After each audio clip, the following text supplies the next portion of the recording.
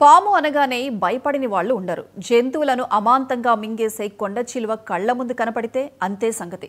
విశాఖ జిల్లా పెందుర్తి మండలం రాంపురంలో ఓ రైతు పొలంలోకి వెళ్తుండగా భారీ కొండ చిలువ కనిపించింది. అడుగుల శబ్దంతో పైథాన్ ఓ గోతిలోకి మెల్లగా జారుకుంది. పొలంలో పనిచేస్తున్న కూలీలంతా భయంతో పరుగులు తీశారు. స్నేక్ క్యాచర్ కిరణ్ బృందానికి సమాచారం ఇవ్వడంతో కొండ చిలువను పట్టుకున్నారు. 12 అడుగుల పొడవైన పైథాన్ అతి పెట్టిన గుడ్లు బయటపడ్డాయి.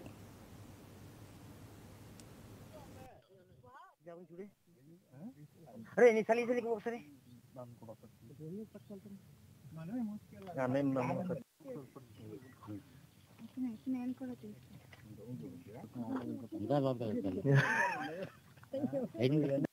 మొత్తం నేనే చెప్తానండి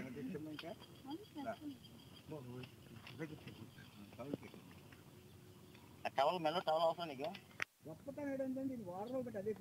గుడ్లెట్టు ఎరగలుగుతుంది గుడ్లెట్టు మంచి ప్లేస్ వచ్చేస్తుంది ఈ కాలం గెలుచుకుంటా మంచి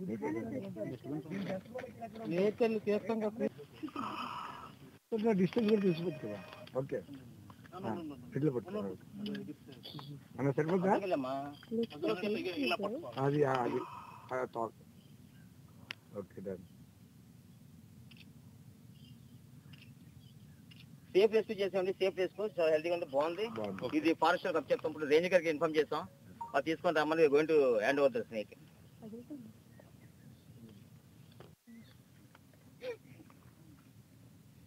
మీ ఫోటో కోసం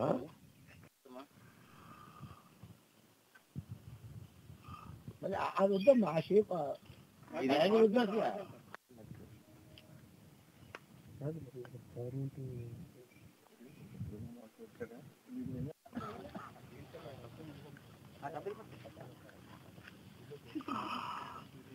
నడుద్దామా కిరణ్ గారు.